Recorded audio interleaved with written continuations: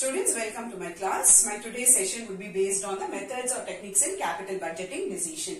In my previous video or in my previous lecture, I must have definitely told you about the evaluation of the various proposals in the capital budgeting process. So one of the ways to evaluate or rank your various proposal is through the techniques or methods involved in capital budgeting decision.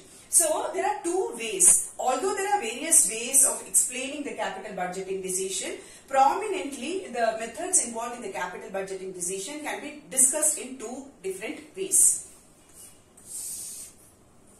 One is traditional method. It is otherwise called as non-discounted cash flows method. The other way of looking out at the capital budgeting decision technique is modern method. Modern methods are otherwise called as discounted cash flows method. Discounted cash flow method. Now, we will discuss the traditional method in detail now. Now let's understand the various traditional methods involved in the capital budgeting decision. Traditional methods. As I said, traditional methods are otherwise called as non-discounted cash flow methods. The reason they are called as non-discounted cash flow method is because it does not take into consideration the time value of money. It does not take into consideration the value of money at its present value. Present worth. So therefore, let's understand what are the other ways or methods involved under the traditional method. There are two important ways of calculating or evaluating the various proposals. One is the payback period method. Let me use a word, Roman number 1, payback period method. Payback period method. And the second important method is the accounting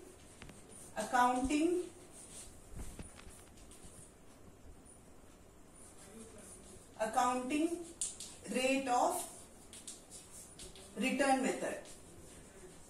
It is also called as average rate of return method. Now we'll discuss the payback period method in length. There are again three ways of calculating the payback period method. One is to calculate the payback period based on the initial investment and the annual cash flow. And there is also other methods which shows improvement over the existing traditional method, namely the payback period method. So what are the various methods that are involved in the payback period method? One is the discounted payback period method. 2,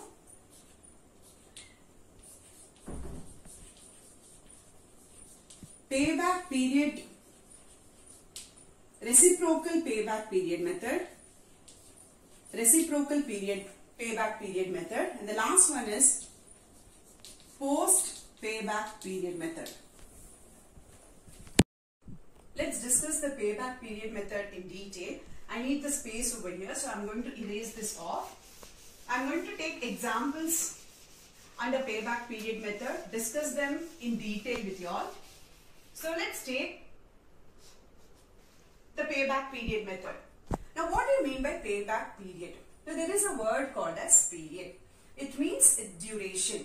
Payback period method is a method, or payback period is a period within which you are going to recoup the initial investment. The period within which you are going to recover the initial investment is referred to as the payback period method. So the lesser time you consume, the lesser time you take to recoup the initial investment would be always better. So when you have various alternatives in place, say alternative 1, alternative 2, you have alternative 1 or say alternative 2. Alternative 1, under alternative 1, you are able to recoup the initial investment or whatever it is. Okay, I'm not sharing you the initial investment and cash inflows now. Supposing if you are able to recover the initial investment in 2 years, and under alternative 2, if you are going to opt for alternative 2, say you're going to take 3 years.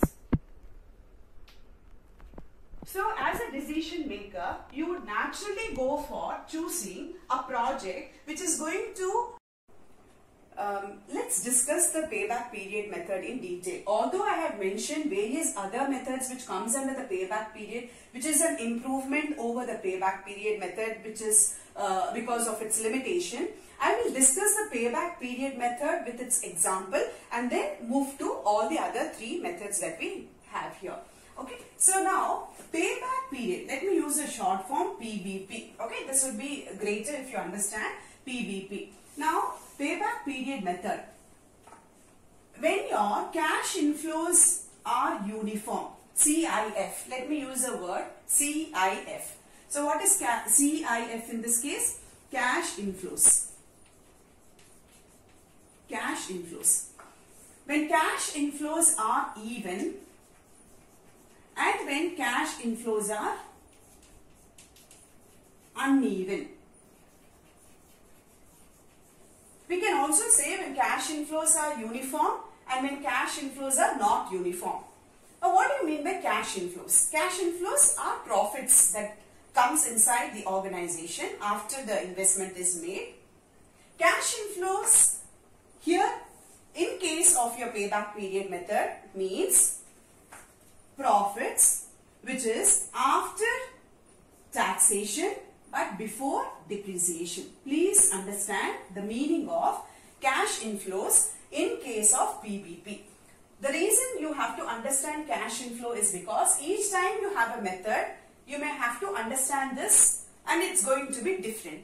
So in case of the PBP, cash inflows means profits which is after taxation but before depreciation. Which means I deduct depreciation, I deduct the tax, and after that I add back the depreciation to arrive at the cash inflow for the purpose of PBP. When the cash inflows are even, the only formula that we use to calculate the PBP will be equal to initial investment divided by annual cash inflow. This is the formula, very simple. However, when the cash inflows are uneven, that is when there are differentials in the cash inflows, we need to cumulate. We need to cumulate the cash inflows to arrive at the PBP. I will show that with an example. Students, let's start solving the problems. Okay, I'll take the first example.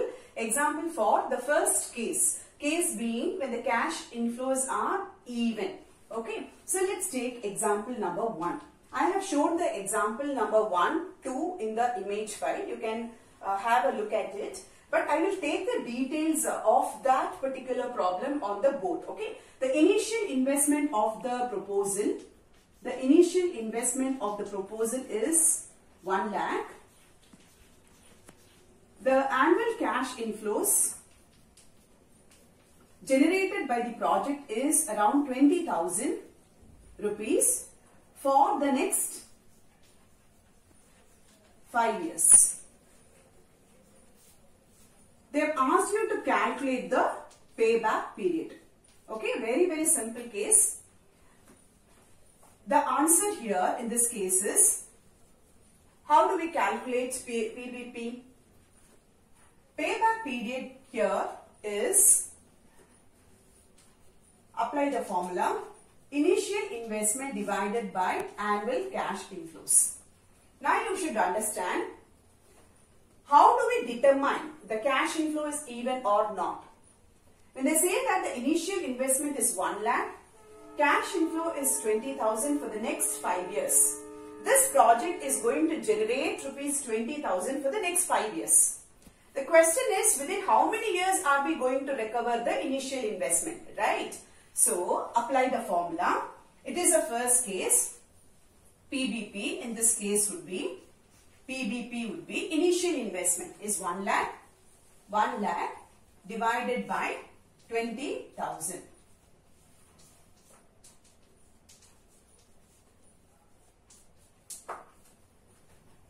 So it's going to take 5 years for us to recover the initial investment. Answer is 5 years. So let's bring a small twist. Now, if you see the answer over here is 5 years. So what does that mean? The project is going to take 5 years for you to give back that 1 lakh. That's what it means. So let's understand the same example with a small change in the data. Now, where the annual cash inflow generated by the project is going to be, say, 50,000 rupees. Let's change. For the next 5 years, calculate the payback period.